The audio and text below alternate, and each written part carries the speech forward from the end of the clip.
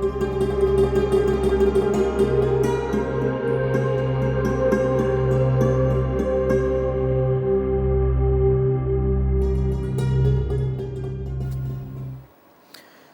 আলাইকুম ওয়া রাহমাতুল্লাহি ওয়া বারাকাতুহু। বিসমিল্লাহ আলহামদুলিল্লাহ ওয়াসসালাতু ওয়াসসালামু আলা রাসূলিল্লাহ ওয়া বা'দ। প্রিয় দর্শক মণ্ডলী, সুন্দর এই সময়ে আপনাদের প্রিয় চ্যানেল দেশ টিভির পর্দায় বিশ্বের যে প্রান্ত থেকে আমাদের সাথে যুক্ত হয়েছেন প্রত্যেককে আন্তরিক মোবারকবাদ, প্রীতি এবং শুভেচ্ছা জানাচ্ছি ইসলামী জীবন ও জিজ্ঞাসার আজকের এই পর্বে। প্রিয় দর্শক, সাথে আছি মোহাম্মদ আল আমিন খান। অতিথি হিসেবে যুক্ত হয়েছেন বাংলাদেশের প্রখ্যাত আলেমে দ্বীন, বিশিষ্ট ইসলামী চিন্তাবিদ, লেখক এবং গবেষক ফজিলাতুল শেখ ডক্টর হাফেজ মুফতি হোসাইনুল বান্না, সম্মানিত সহযোগী অধ্যাপক, উর্দু বিভাগ, ঢাকা বিশ্ববিদ্যালয়। আসসালামু আলাইকুম ওয়া রাহমাতুল্লাহি ওয়া বারাকাতুহু। ওয়ালাইকুম আসসালাম ওয়া রাহমাতুল্লাহ। মোহতারাম, ভালো আছেন? জি আলহামদুলিল্লাহ ভালো আছি, আপনি ভালো আছেন? আলহামদুলিল্লাহি রাব্বিল আলামিন। আপনাকে স্বাগত জানাচ্ছি আমাদের আয়োজনে। জাযাকাল্লাহ। প্রিয় দর্শক, ইসলামিক যে কোনো প্রশ্ন করতে আপনার স্ক্রিনে দেখানো নাম্বারে ফোন করে যে কোনো প্রশ্ন রাখুন। আমরা হজের মাসাইল নিয়ে ধারাবাহিক আলোচনা করছিলাম। প্রিয় দর্শক, হজ একটি ফরজ গুরুত্বপূর্ণ আমল। এই আমলটিকে সুন্দর করার জন্য হজের প্রত্যেকটি মাসালা জানা আমাদের একান্ত জরুরি। বিশেষ করে আমরা বাংলাদেশি যারা হাজী সাহেবরা রয়েছি, আমরা হজে যাওয়ার পরে কিংবা ওমরায় যাওয়ার পরে হজ কেন্দ্রিক বা ওমরা রিলেটিভ যে মাসালাগুলো আছে অধিকাংশই আমাদের অজানা। এই জন্য হজ করতে গিয়ে হজগুলো আমাদের ত্রুটিপূর্ণ হয়ে যায়, কিংবা ওমরাতে গিয়ে সেই ওমরা সফরটা আমাদের পরিপূর্ণ হয় না। এই জন্য হজ কিংবা ওমরা করার পূর্বে হজ এবং ওমরার পরিপূর্ণ মাসাইল জানা একান্ত জরুরি। সে কাজকে আমরা প্রথম যে প্রশ্ন নিচ্ছি হজের মাসাইল এই অংশের, ইহরাম অবস্থায় বিশেষ করে মা বোনেরা কিভাবে পর্দা করবে, যেহেতু আমরা জানি ইহরাম অবস্থায় তাদের চেহারাকে খুলে রাখতে হয়। জি, জাযাকাল্লাহ। নাহমাদুহু ওয়া নুসাল্লি আলা রাসূলিহিল কারীম, আম্মা বাদ। হজ আদায় যেরকমভাবে একটা ফরজ, জি, পর্দাও এরকম একটা ফরজ। সন্দেহে। তো সুতরাং দুইটার গুরুত্ব একই রকম। হজের মধ্যে চেহারা ঢাকতে হয় না বিষয়টা এরকম না। জি, হজের মধ্যে চেহারার সাথে মিলে থাকে এরকম কোনো কাপড় জি, চেহারা লাগানো যাবে না। আজকে অনেক সুবিধা আছে আমাদের মা বোনদের জন্য, বিভিন্ন রকমের ক্যাপ পাওয়া যায়, আপনার নেকাবযুক্ত ক্যাপ, এবং বাংলাদেশেও পাওয়া যায়, অনেকে হাতে বানিয়ে নেন। সুতরাং আমার মা বোনদেরকে আমরা উৎসাহিত করব এবং অনুরোধ করব ওনারা যাতে এই ক্যাপটি পরিধান করেন এবং এইভাবেই ওনারা উমরা করেন। এই ক্যাপটি যদি আমাদের মা বোনেরা আগে থেকেই একটু পরে করেন, প্র্যাকটিস করে যান, তাহলে সুবিধা হয়। অনেক সময় আছে যারা নেকাব পরে অভ্যস্ত, ওই ক্যাপ পরিধানের পরে হাঁটতে কমফোর্ট ফিল করে না আমাদের মা বোনেরা। তো সুতরাং এটা হচ্ছে আসলে অভ্যাসের উপরে নির্ভরশীল। আমাদের মা বোনেরা যদি বাংলাদেশ থেকে এই ক্যাপটি ব্যবহার শুরু করেন, কয়েকদিনে অভ্যস্ত হয়ে যান এবং তখন দেখা যায় যে আলহামদুলিল্লাহ কোনো অসুবিধা হয় না। জি, শুকরান জাযাকাল্লাহ। আমাদের সত্যি আমাদের মা বোনদের ক্ষেত্রে অনেকে কিন্তু আমরা দেখতে পাচ্ছি যাওয়ার পরে পর্দা করছে না, তারা সেখানে অর্থাৎ চেহারাকে খুলে রাখছে। কিন্তু চেহারাও যে পর্দার একটা অন্যতম পার্ট, এরা কিন্তু আমরা সত্যি এ ব্যাপারে অলসতা প্রদর্শন করছি। সে আরেকটি বিষয় বলবেন, হজে গিয়ে কোরবানি করার সাথে সাথে সেই হাজী সাহেবকে নিজ দেশেও কোরবানি করা জরুরি কিনা? এটা বিষয়টা হচ্ছে আসলে ওই হাজী সাহেবের সামর্থ্যের সাথে নির্ভরশীল। জি, উনি যদি, মাসলাটা একটু বিস্তর, জি, লম্বা মাসলা, কেউ যদি মক্কাতে 15 দিন আগে চলে যায়, জি, তাহলে 15 দিন থাকার অবস্থান করেছে, মানে তিনি মক্কায় হচ্ছেন মুকিম। মক্কায় মুকিম হয়ে যাওয়ার কারণে যদিও আমরা এইভাবে মাসলা বলবো যে উনি মুসাফির, কিন্তু কসরের যে মাসলা আছে, এই মাসলা 15 দিন বা 15 দিনের চেয়ে অধিক সময় অবস্থানের কারণে উনি মুকিম হয়ে যাবেন। জি, মুকিম হয়ে যাওয়ার কারণে ওনার উপরে হজের কুরবানি বাদেও সামর্থ্যের কারণে ওনার আরেকটা কুরবানি ফরজ, যেটা সাধারণত আমাদের সব সময় প্রতি বছর ফরজ থাকে। জি, বিষয়টাকে এইভাবে দেখতে হবে যে হজের কুরবানি কিন্তু ওই মক্কায় দেওয়াই হচ্ছে জরুরি। এটা যদি আবার আমি চিন্তা করি যে মক্কায় একটু পশুর দাম বেশি, আমি আমার বাংলাদেশে আমি ফোন করে দিলাম যে আমার নামে একটা হজ আর একটা হচ্ছে আমার কোরবানি, দুইটা কোরবানি দিয়ে দিলে আদায় হয়ে যাবে, এটা কিন্তু আদায় হবে না, বরং এই ক্ষেত্রে দম ওয়াজিব হবে, যেহেতু ওয়াজিব এটা একটা। তো সুতরাং হজের কোরবানি মক্কায় দিতে হবে, ওইটাকে হালাকা বলা হয়, অথবা মিনার আশেপাশে যে হালাকাগুলো আছে সেখানেও আমরা কোরবানি করতে পারি। আর নিজস্ব যে কোরবানিটা, এটা ইচ্ছা, যেখানে ইচ্ছা এখানে দিতে পারবেন। আপনি বাংলাদেশে দেন, আপনি আমেরিকাতে দেন, যেখানে খুশি আপনি দিতে পারেন। যদি এই কোরবানি অর্থাৎ নিজ দেশে কোরবানি তিনি না দেন, এক্ষেত্রে কোনো ক্ষতি হবে কিনা, যেহেতু তিনি সেখানে দিচ্ছেন? না, ওইখানে যদি, তাহলে তো ওনার এই ফরজটা আদায় হলো না। এই ফরজটা আদায় না হওয়ার কারণে কারো যদি কোরবানি ফরজ ছিল কিন্তু কোরবানি আদায় করেন নাই, তাহলে মাসলা হচ্ছে তিনি তওবা করবেন, আল্লাহর কাছে দোয়া করবেন, এবং এই জাতীয় একটা পশু পরবর্তীতে উনি সদকা করবেন। তো এই বিষয়টি অত্যন্ত গুরুত্বপূর্ণ। আপনাকে ধন্যবাদ জানাই যে আমাদের অনেকেই আছে যে ওনারা পরে আর কুরবানি করেন না, করতে চান। যেহেতু হজে গিয়ে করছি, এখানে করার প্রয়োজন নেই। শুকরান, জাযাকাল্লাহ। গুরুত্বপূর্ণ পয়েন্ট আমরা পেয়েছি। একটি ফোন কল নিচ্ছি। আসসালামু আলাইকুম ওয়া রাহমাতুল্লাহ। দর্শক কে আছেন, নাম বলে প্রশ্ন করুন। ওয়া আলাইকুম আসসালাম। হুজুর, আমি ঢাকা থেকে বলছি। জি হুজুর, আমি বলছিলাম অনেকে হালাল টাকা দিয়ে হজে যাচ্ছে ঠিকই, কিন্তু হজ করার আগেও ঘুষ খায়, হজ থেকে আসার পরে আরো বেশি করে ঘুষ খায়, যেহেতু গুনাহ হয়ে গিয়েছে। হুজুর, আমার প্রশ্ন, এদের হজ কি কবুল হয়? খুবই গুরুত্বপূর্ণ একটি প্রশ্ন রেখেছেন। সমাজের বাস্তবিক অবস্থা আপনি তুলে ধরেছেন। ধন্যবাদ আপনাকে। শেখ, যদি বলতেন এই ব্যাপারে। জি, আমার ভাইকে আমি ধন্যবাদ জানাই যে আমার ভাই, ওনার গলার টোনটা শুনে মনে হলো যে উনি কেবল এই অনুষ্ঠানই নয়, যত ইসলামিক অনুষ্ঠান হয় আমার ভাই খুব সুন্দর সুন্দর প্রশ্ন করে। জি, তো বিষয়টা হচ্ছে এরকম যে আসলে তো রাসূল পাক সাল্লাল্লাহু আলাইহি সাল্লাম একটা হাদিসের মধ্যে বলছেন যে ওই ব্যক্তির দোয়া কিভাবে কবুল হয় আল্লাহর কাছে, সে কিভাবে আশা করে। অত আমহু ওয়া শারাবহু হারাম, তার খাবার, তার আহার বিহার সব কিছু হারাম, সে আবার আল্লাহর কাছে কবুলের আশা করে কিভাবে। তো বাহ্যিক দৃষ্টিতে আমার ভাইয়ের সাথে আমরা সবাই একমত হব যে উনার আসলে এই হজ কবুল হওয়ার কথা নয়। বাকি উনি যদি ওরকম কায় মনোবাক্যে আল্লাহর কাছে তওবা করেন, আল্লাহ যদি ওনাকে মাফ করে দেন, সেটা ভিন্ন কথা। কিছুদিন আগে আমরা আপনার সলাতুল ইস্তিসকার নামাজ পড়তেছিলাম সবাই খুব, তো ওই সময় এই হাদিসটা আমার চোখে পড়ল যে হযরত মুসা আলাইহিস সালাতু ওয়াস সালামের যুগে এইভাবে বৃষ্টি হইতেছিল না। তো উনি সলাতুল ইস্তিসকার নামাজ পড়লেন, কিন্তু বৃষ্টি হয়নি। মুসা আলাইহিস সালাতু ওয়াস সালাম একটু শর্মিন্দা হয়ে গেলেন যে উনি নবী, দোয়া করতেছেন অথচ বৃষ্টি হচ্ছে না। উনি আল্লাহকে জিজ্ঞেস করলেন যে আল্লাহ বৃষ্টি দেন না কেন?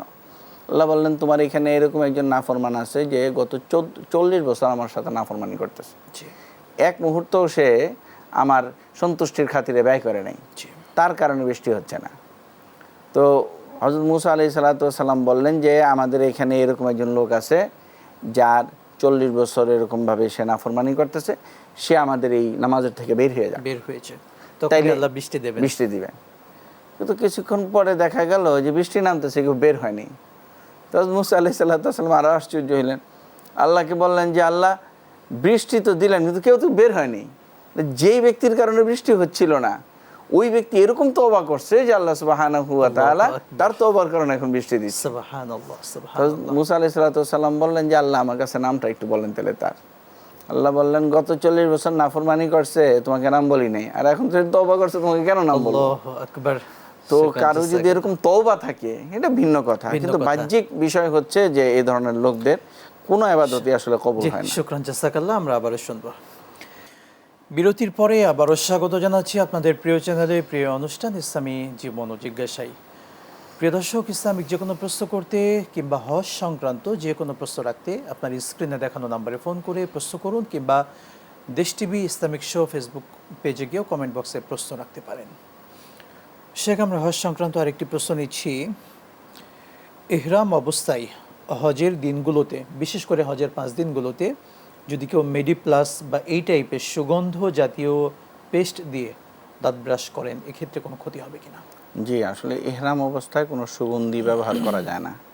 সুগন্ধি জাতীয় টুথপেস্ট, এরকম কি সাবান, গোসল যদি কেউ করেন, এগুলোও ব্যবহার করা যায় না। তো সুতরাং কারো যদি এরকম ভুলবশত হয়ে যায়, তাহলে ওনার জন্য দম ওয়াজিব হয়ে যাবে। দম হচ্ছে ওনার ওই হজের কোরবানি যদি উনি করেন, অর্থাৎ আমাদের বাংলাদেশিরা সাধারণত হজ্জে তামাত্তু করি আমরা। হজ্জে তামাত্তু হচ্ছে এখান থেকে ইহরাম বেঁধে যাই, যে মক্কায় যেয়ে আমরা সাধারণত উমরা করে ওরা হালাল হয়ে যায়, আবার হজের সময় আবার নতুন করে এহরাম বেঁধে আমরা যাই। তো হজে তামাত্তু যদি করেন, হজে তামাত্তু এবং কিরানের মধ্যে আসলে কোরবানি ওয়াজিব। তো এই ক্ষেত্রে উনি আরেকটা কোরবানি ওনার দিতে হবে, দম দিতে হবে, এটাকে দম বলা হয়, মানে এটা হচ্ছে ওনার জন্য জরিমানা একটা। মোট কথা আমরা যেটাকে সালাতে সাউসেজদা যেমনটা বলে জি, থাকি, জি, জি, জি। অর্থাৎ ওয়াজিব তরক হয়ে গেলে আমরা সাউসেজদা দিয়ে থাকি, জি, জি। ঠিক তেমনি হজের ক্ষেত্রে যদি ওয়াজিব সংক্রান্ত কোনো ভুল হয়ে যায় তখন আমরা কিন্তু দমটা দিয়ে থাকি। দিয়ে থাকি। শুকরান জাযাকাল্লাহ শেখ।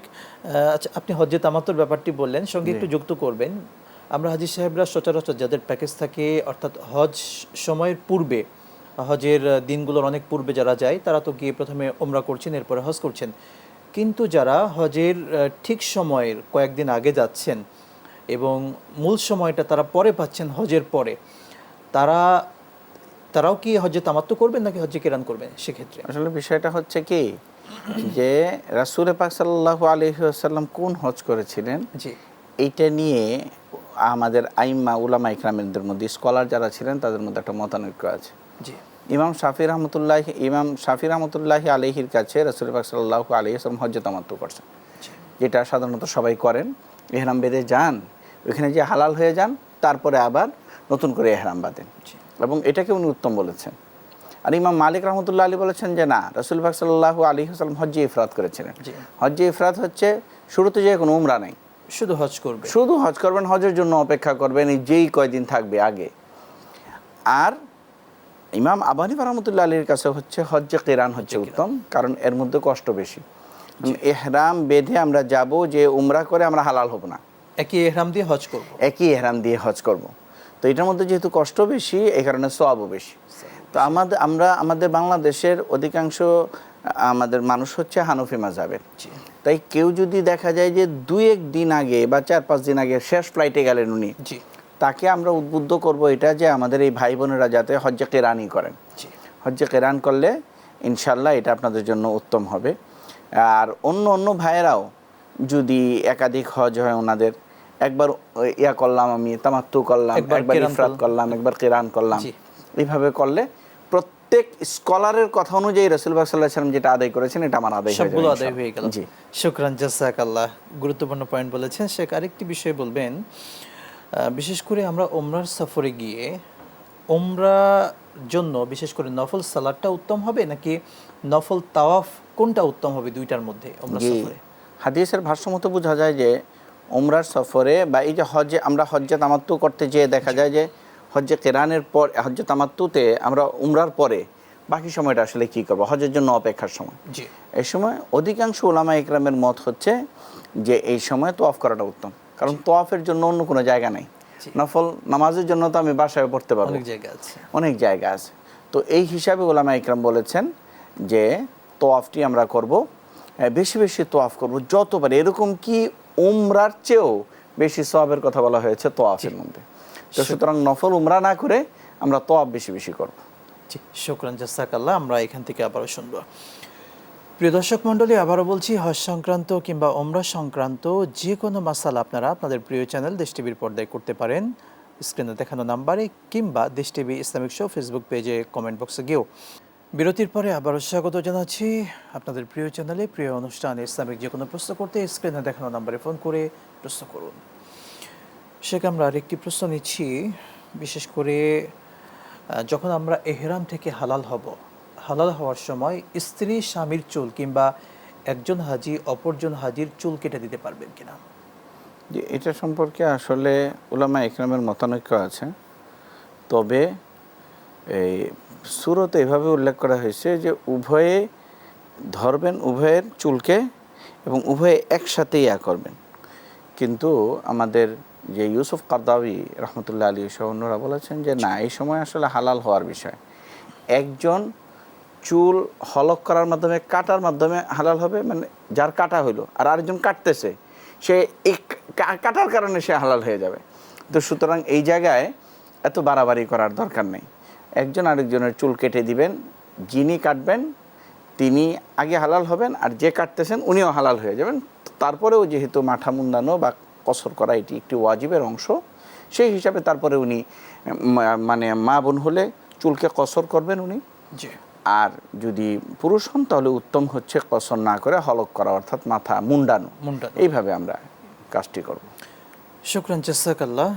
শেখ, আমাদের সমাজে একটি কথা প্রচলন আছে, বাবা মা বেঁচে থাকা অবস্থায় নাকি সন্তান অর্থাৎ নিজের হজ কবুল হয় না, আগে বাবা মাকে হজ করাতে হয়, এরপরে সন্তান হজ করবে। ব্যাপারটি কি এমন?